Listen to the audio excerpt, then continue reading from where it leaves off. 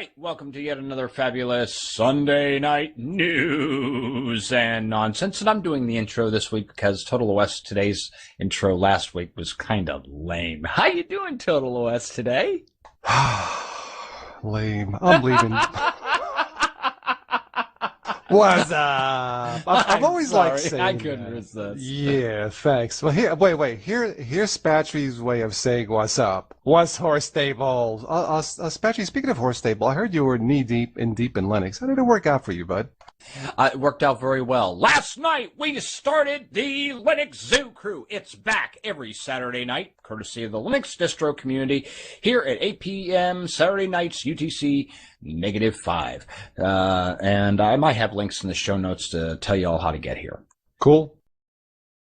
I was waiting for that, and I knew if I waited long enough, it would hit. I knew it. Anyway. Linux Mint has an announcement. Well, they released an announcement that Linux Mint 16, due in November, will be called Petra, which in Greek means rock, which, of course, if it's a rock, it must be stable. Haha, but that is coming out in November, so there you go. Hey, that's kind of cool. And, you know, usually when we refer to a Linux distribution as being a rock, I mean as in rock solid. So, yeah, that's a pretty nifty idea. Very appropriate, yes. Android is dueling with Windows 8 on the Samsung Hybrid. Samsung is making a bold statement with its Windows Android laptop tablet.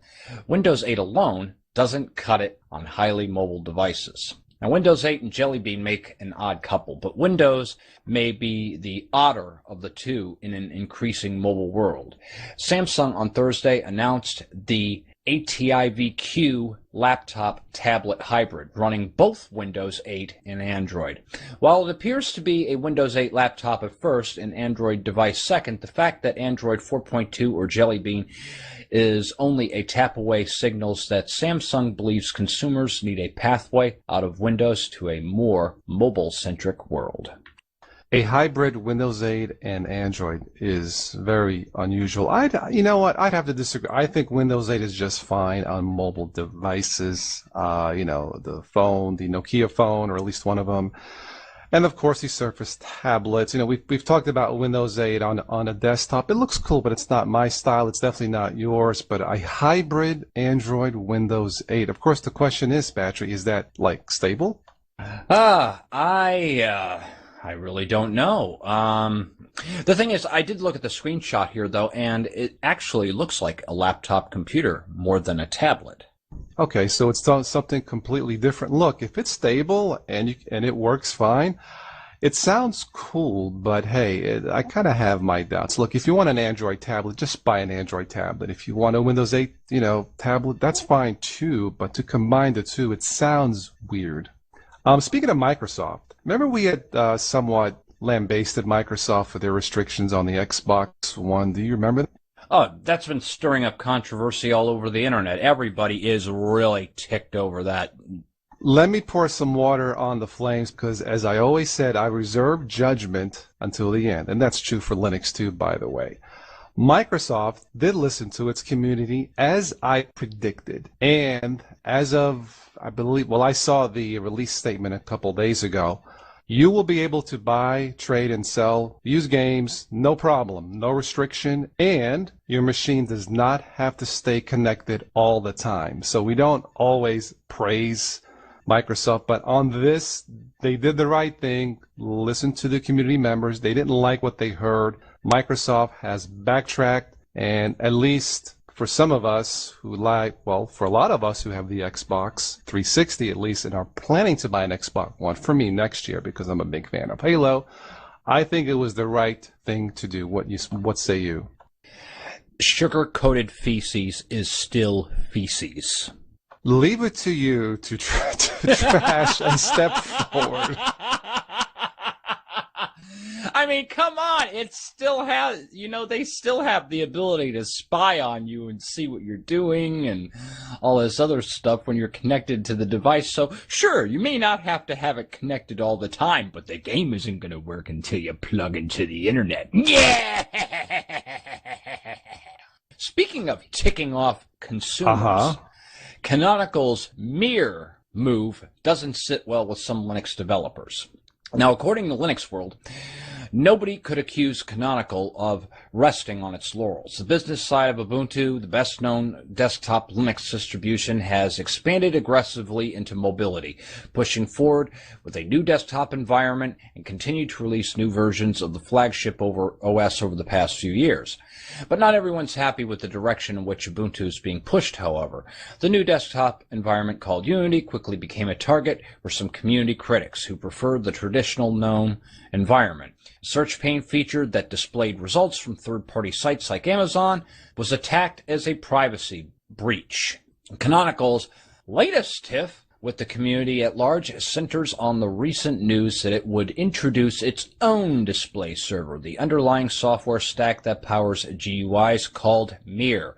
The idea, according to the company, is to create a flexible platform for the Unity Next interface, which is meant to be an adaptable, one-size-fits-all offering for desktops, TVs, tablets, and phones.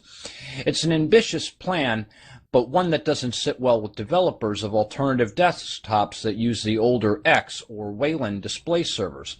Thanks to open source nature of Ubuntu, a host of spin-off distributions have sprung up around the OS, some of which will have to be dramatically overhauled after the eventual switch to Mir. That will mean a lot of work, thanks to a decision they didn't have any say in. All right, so let me get this straight. The X server has been around for like 57 years, and we're arguing about that. Where Ubuntu, and I defend Ubuntu on this, they are taking control and going towards a highway of standardized quality, an operating system that I defend, at least 12.04, which I love, booting into this more than Windows 7. Now, you know what? One of these days we need to get Alan Pope back on, because I want to thank him personally for a stellar system. So they want to branch out, and, and have their own display system called what? Mir, because they want to control quality. Spatry, what's wrong with that? Well, I'm not saying there's anything wrong with that per se, but the thing is, this just goes along with something that Lunduk was saying in one of his videos that I recently saw, that sure, we have something that works real well, and when there's an old saying that goes, if it ain't broke, don't try to fix it. But in the Linux world, it just seems like, if it ain't broke, let's just fork it and make something that is broken. Let's break it down. Yeah, right. Exactly. Well, look, you can't knock freedom to do what you want, but there is a price for freedom, and that's, I guess, for lack of a better term, forking things up. But I will defend Ubuntu. Yeah, let's fork it up. Right, but I will defend Ubuntu on this. I think Canonical is on the right direction. I love 12.04, and of all the systems, that is the least horse stable.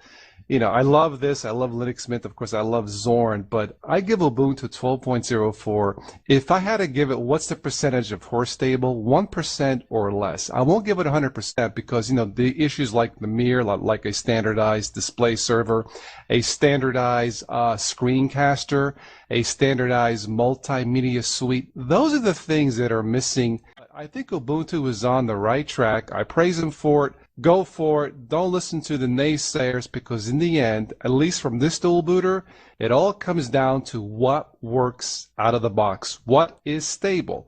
I have the same standards for, Windows. Of course, Windows 8 is not for me, but, when Windows 9 comes out, if it doesn't work or if it's not there, it's horse stable. So why wouldn't Canonical have a system that stands out from the rest? They control it, and it's completely stable. I see no problem with that. The only problem is if you really, really, really expect to see standardization in Linux, I think you're going to have better odds of making ice cubes in hell. I know that, but phew, it's getting hot in here. Woo. No, but listen, Ubuntu, Linux Mint, Zorn, and their offshoots, they're about as close to standard as you can get. But there's nothing wrong with having a quality standard, which I think Ubuntu comes close. But that's my 2 cents worth. So. All right. Well, okay. And that 2 cents won't buy me very much, but go on with your next story. Okay. Drum roll. The nonsense report. I came across this morning on the NPR News, and I didn't believe Uh-oh. it's. Here it comes, folks. Right. I listened to it. I didn't believe it, so I looked it up. Apparently, Spatry, this is real. I guess females in China, they have a problem with unwanted male attention. So they have someone, a girl, a woman, a company, have invented fake leg hair stockings. Now these You've stockings. got to be kidding me. No, there is a picture on the news channels, maybe even on YouTube. Now, when I say leg hair, I'm talking jungle forest, disgusting type of fake leg hair stockings.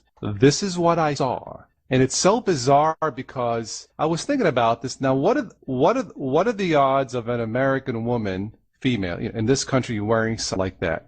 I'm guessing the percentage is zero.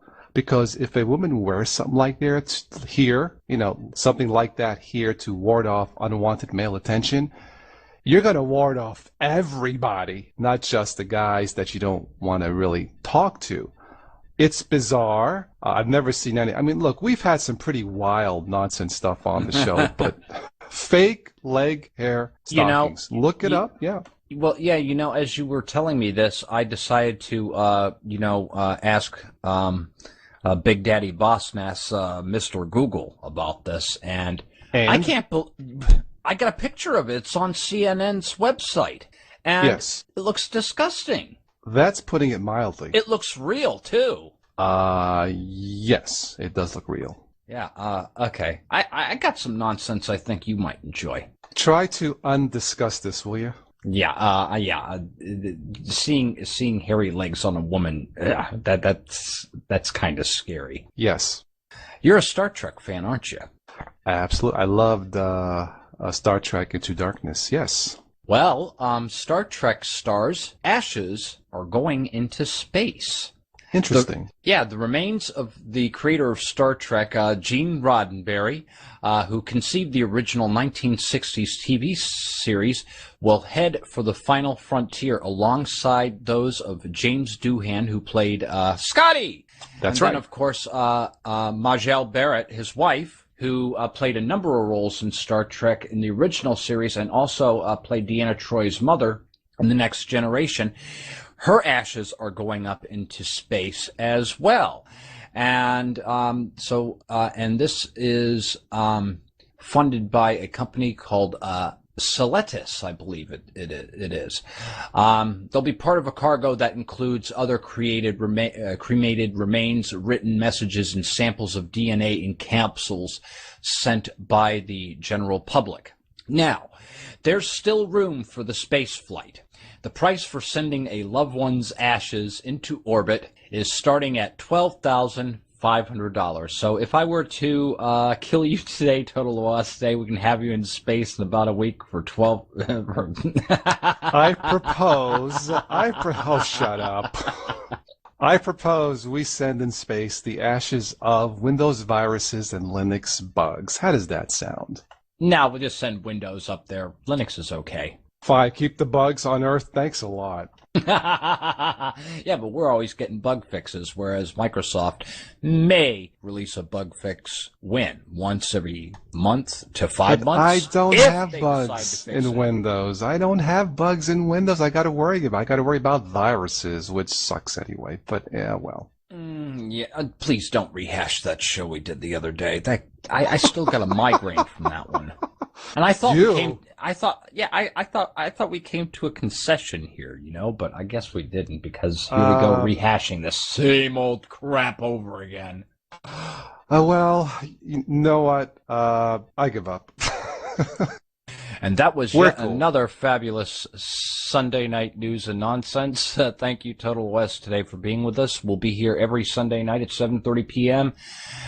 That's UTC -5, New York time. And thank you, everybody in the listening room who decided to pop in and join us. It looks like we had a nice crowd tonight. Hey, Toss? Yeah, there's more than a few. Thanks. Sure. Thanks everybody for listening in. This is always fun as usual. And yeah, the Sinner Report is back. Thank you so much. We'll catch all of you next time. Yeah, and you know what? We even had an epic crowd last night. I couldn't believe the number of people that we had filling up Mumble yesterday, because I hadn't seen those kind of numbers in a long time. So now that the Zoo Crew's back, we got the News and Nonsense back. Let's bring fun back to the Linux distro community. You got my vote. Bye bye.